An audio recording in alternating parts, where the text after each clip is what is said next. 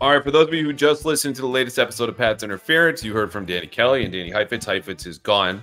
So we have DK here to talk about how to get into sports media, because I mentioned the last night that we hung out at the Combine, and it ended with a story about, getting Heifetz into a bar where we stayed for 10 seconds and then left.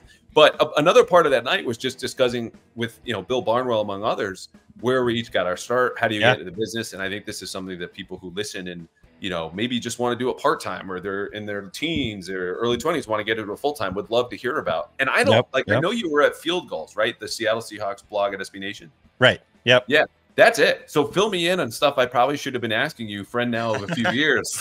No, that's fine. And how you got that's basically how it started. I got started in the industry really late, and honestly, it just started out as kind of a hobby, an interest of mine. I was working a different career, different job. I was doing like litigation support, so legal litigation support stuff at the time.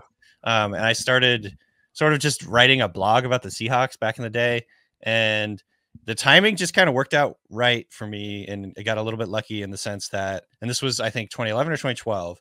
And the person that was running the Seahawks blog at SB Nation before me quit at the exact same time I started writing my blog. And then SB Nation did a search to find someone new to take over. They found my stuff, and it just kind of worked out. I started out, working for basically $0, and just like kind of running the website and doing that. And it was just kind of for fun. I was like a fan at the time, I'm still a fan, but I was just a fan and wanting to write about the team and engage with the community and the team. And over the years, obviously it helped a lot that the Seahawks got good at the same time I started. So they got Russell Wilson like the year after I started. And then things just kind of went from there. They won the Super Bowl in 2013. They went to the Super Bowl in 2014. We don't talk about that game. That game is erased from our memories. And, and it kind of just built from there. But I, with the help of a lot of people, built up the community at Field Goals. Like we got a lot of really good coverage there of like the X's and O's and things like that. I started to expand into SB Nation's like mothership, like the .com, for them doing coverage of the draft and just NFL in general. I got into doing I kept asking for more ways to get more involved. And so they would sort of throw me different things along the way. Like I started doing game day Twitter for them on Sundays, with their NFL handle. And I guess the moral of the story is I did a little bit of everything along the way. I was doing the Seahawks heavy focus X's and O's. We did a couple different podcasts along the way that were really fun. And we were just doing it to like BS. Like we didn't actually think this was going to be like a thing that becomes such a huge part of, coverage in the industry, but it did. It was really good help. It was really good practice. Like I got a ton of reps doing podcasts back in the day. We did like a post-game podcast. We did a podcast where we were like guessing the lines, kind of similar to like not guessing lines, but talking about the lines, kind of like what Bill Simmons does, guess the lines. So things along those lines. And I just sort of expanded my breadth of knowledge, expanded my coverage. And I got lucky enough when The Ringer started. And I don't exactly know how they found me, but they found me. And I was lucky enough to be one of the first people hired to The Ringer to cover the NFL, along with Robert Mays and Kevin Clark and a handful of other people, Roger Sherman. And so, that was kind of the backstory of how I got started. And then The Ringer, I've evolved a lot too, but we can get into that too. But that's kind of the background of how I got into the industry. And I worked at SB Nation for 5 years, and then I got hired by The Ringer in 2016. And you're a Ringer OG because when I went to email you the rundown to you and Heifetz the day before we did our podcast, your email format was different. Your full name, Danny Kelly at Spotify.com. That's it. And I sent it to Heifetz, who came on later, and his is the first initial, then the last name. I think it's kind of weird because I think I'm one of the only people that has that format. I don't know. And so I just said Harold, but it was D Heifetz for anyone who wants to just spam Heifetz's email at Spotify.com. It's the same thing with me at the Herald. But anyway, it's I think you hit in a couple things there where like I had a much more traditional route, and granted it was delayed, also included a stop at SB Nation. I was there like 13 to early 14 on the total opposite end of quality football spectrum, doing UConn football. Oh, like nice. Deep dives and analysis. And then the call up to the big leagues was like, do you want to do our live thread on a Saturday for the SEC game or just contribute? And I was like, let me bring all these terrible jokes and like be too aggressive and just like do too much. but was more newspapers, right? You know, one beat leads into a larger beat onto a larger beat. But I think the point you made about, you know, being able to do a little bit of everything and not expecting yourself to right away helps you have a more attractive skill set. But people will find you if you're doing good enough work, which I know Simmons has said. He found my stuff my first year in the beat. I was, you know, covering a Super Bowl team for Mass Live. Nobody knew me. I had 4,000 followers on Twitter. I still don't have very many, but it was one piece I had done that stood out. And so it's just a way to say, I think if you believe in the work and you're able to do different kinds of work, you know, I don't know how long the path will take. I don't know what the trajectory will be, but you'll give yourself a better chance to get there rather than not. Yeah, I totally agree. And I think this is probably a really terrible analogy, but I liken it a little bit to like your dating life before you get married, where you'll date a few people, and that being like the different companies and different beats that you're working along the way. And you start to learn who you are. You start to figure out who you want to be and blah, blah, blah. And then if the timing is right, you'll find that person that is quote unquote your wife or whatever. And that for me was the ringer. Like I needed to go through the different things that I did at SB Nation in order to be ready. And I just got lucky. The timing was perfect because, you know, I was really looking to like expand and get into the industry and just full disclosure, like I was not full time at SB Nation before I was with the Ringer. And so, you know, I wanted a full-time job. I wanted it to be my real career because I was working 2 jobs pretty much the whole time. And so it just so happened that the Ringer came along and they had found my stuff and they offered me a job. And so like this, it just was, it's, I guess what I'm trying to say is like, it's putting in the work, like building your resume as like a writer and as an analyst and a podcaster and whatever else you want to do. And then hoping the timing works out well for you, because like a lot of times this is a cyclical job in industry where the jobs are kind of coming in the off season. Generally speaking, you're not like getting hired mid season usually. And so, and people and companies are looking to fill like their team, you know, in the off season. So sometimes if you don't get hired in the off season, you have to wait until the next year. It can be a very frustrating situation for a lot of people. And I've talked to a lot of people who've had those frustrations. And I would just say like my advice for people would just be like, stick with it and keep doing like what you're doing. Do as much stuff as you can, and hopefully, you know, the timing will work out right where you meet that person that's going to hire you at the right time. It truly does feel a little bit like dating to me.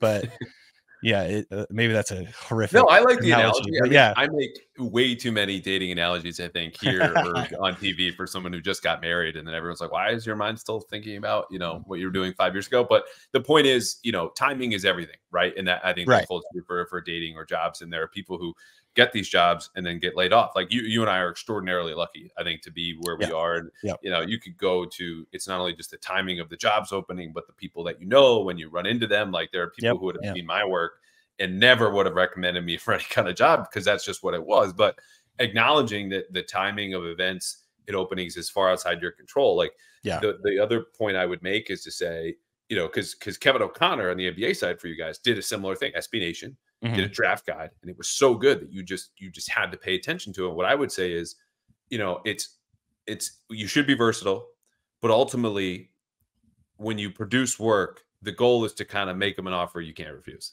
And like, of course, you know, 2 people who are either listen to Simmons or work for him are going to make a Godfather reference in here, but like make it so good because it stands out from everyone else that they have to pay attention to you. It's not going to happen right away, but long term that people can only go to you or go to your outlet or go to you for something that is so good that they know reliably they can come back there and come back there and come back there until one of them is an employer saying, I want to bring that here so that we're the ones making an offer that no one else can refuse. Yep. 100%. And honestly, like that goes even once you get like the quote unquote job of your dreams or whatever, like you have to be able to be nimble going forward and continue to evolve it. And like I came to the NFL coverage for the Ringer as sort of like an X's and O. Like I was into X's and O's. I was doing some of that stuff, like breaking down plays and talking about different schematic themes. And then along the way, you know, one fateful day, Bill Simmons emailed me and said, do you want to do any fantasy stuff? And so I was like, sure. And then a few years later, I'm like, that's like my main thing now is doing fantasy. And then one day Sean Fennessy was like, hey, do you want to do draft stuff? And I was like, sure. And I did a draft guide and now like I mainly just do fantasy and the draft. Like those are my 2 things. I still cover the NFL and I still watch the NFL and all that. But like my main, I guess, purview right now is like fantasy and the draft. And so, you know, it's I think you have to continue to be nimble or whatever. And honestly, like for me, these are the two parts of football that I like am the most interested in and most passionate about. So it worked out perfectly for me to do these two things. And so, yeah, it's, I think, but to your point, like my guess is, I haven't actually ever asked anyone this, but my guess is like a handful of my articles that were really good were probably what got me the interest and get me the job at the Ringer. So like, if you have the passion for something, like dive in deep, do something really good on it. You know what I mean? And those types of things have staying power. They're evergreen. And you know, maybe we'll get you noticed and maybe get you a job. Yeah, I guess I should have prefaced the segment as saying, like, look, this is going to be a buffet of advice. Take what you want, because we're covering a lot of ground. We're going all over everything. Like, if anyone got a hold of this and wanted to do a criticism, that would probably be part of it. And that's fine. Like, you know, I think for us too, you know, it's not only just the versatility and, you know, understanding this work needs to be almost, you know, irresistible kind of in a way, and also being open to more work and putting yourself into it. But I think it's also, you know, smaller stuff like following up. You know, hey, if they didn't get back to you the first time, or if you meet someone, send them an email or text right after, just to kind of stay in their memory bank. And this helps me on the reporting side, right? Like, I meet anyone, immediate follow-up a day or two later, or a handwritten note or something to that effect, because, you know, those are your doorways to other parts of your work life, to meeting more people, to having other opportunities. And it sounds obvious, but I always heard people say this in a way that was like, oh, you got to network. It's not who you know. It's, you know, it's not what you know, it's who you know. I'm like, is this all just also self-serving? I'm like, I don't know, if you enjoy relationships, you know, you make the effort for them, and whether that's dating or your family or whatever it is. And I think for work, it didn't come naturally to me early on, but I think it's just a way of saying, hey, I care about this through your actions of the follow-up.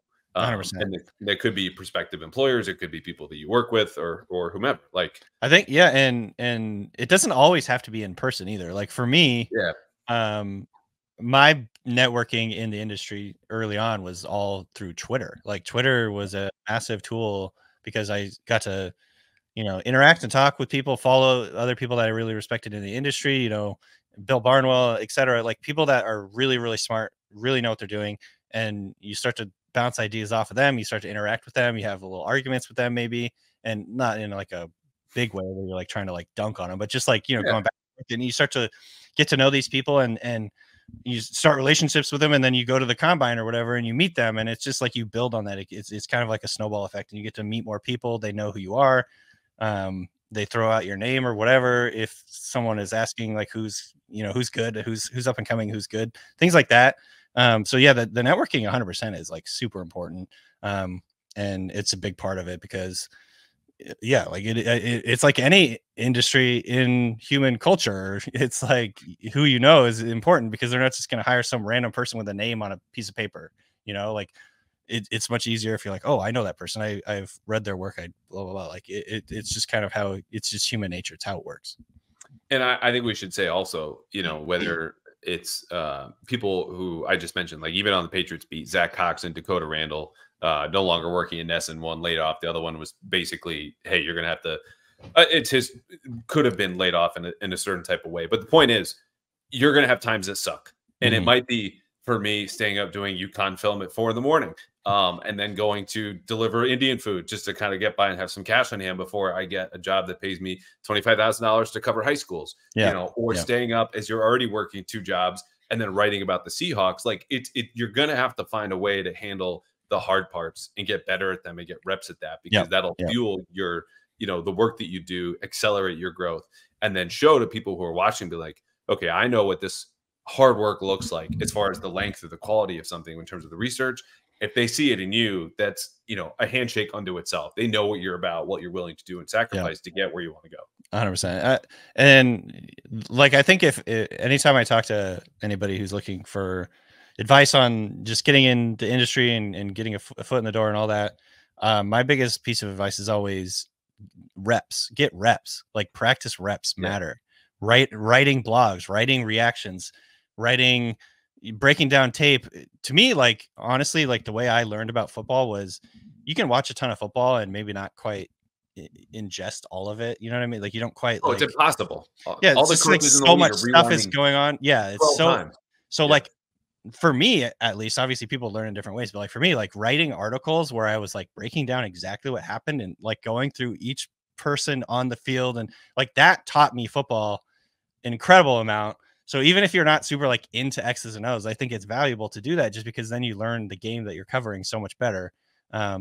And you know, you don't have to be like an X's and O's guru. It just helps you learn like what's actually happening. You start to see, this is the way I put it. You start to see the matrix a little bit more. You start to see concepts versus plays. You know what I mean? Like you're seeing like, this is a concept that they did in a different formation, in a different personnel grouping, but it's exactly the same thing that they're trying to accomplish in terms of like spacing on the field and the routes, how they're related to each other and things like that. So, I would say, you know, and when it comes to podcasting, like doing as many podcasts as you can, getting reps, being more comfortable doing it, getting more used to it, not being so nervous. When I started out, I was always just very nervous podcasting because it wasn't something that was like super natural to me.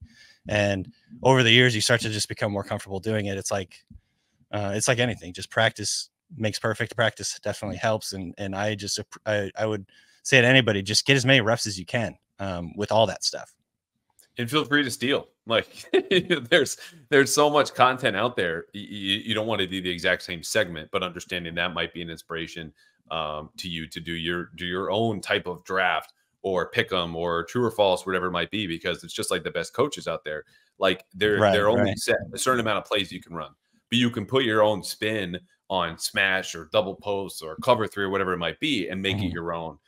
People will recognize that, where it's not a wholly different idea, but it's your spin and it's something that you were able to advance. You're not necessarily creating original stuff all the time, but you're advancing and making it better. Yep. What they can usually find elsewhere. But again, speaking to make them an offer you can't refuse. This is fun. This is new. This is different. And that would be the last point for me, just to wrap up, is whatever you do has to be different. Like if you're applying to jobs writing or you're doing a podcast, no one wants to hear about the power rankings or your view of power rankings in the NFL or another mock draft. And people love mock drafts. Don't get me wrong. They're some of our most listened to podcasts and most read articles, but it has to stand out, not only for the depth and the quality, and sometimes it's the quality, the quantity of your work, but there just has to be a different approach to it. And so, you know, that could go in a lot of different ways, but I'm sure that's resonated with you one time or another. Oh, 100%.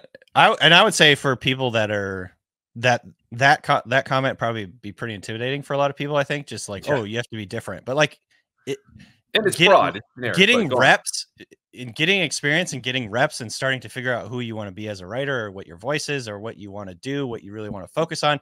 Like that's where you learn how to differentiate yourself. So just start small. It's like the expression, like, how do you eat an elephant one bite at a time? Like start small, getting reps, just practice doing it, find your voice. It took me years to find the voice that I really wanted to have as a writer. I still don't exactly know what I want to, every time I start an article, I'm like trying to figure it out. You know what I mean? It's like, it's a process. It's not something that you're just gonna be like, oh, I'm going to do it like this and it's going to be really different. It's like, no, you have to practice, get into it, keep going, get more reps, try different things, see if it works.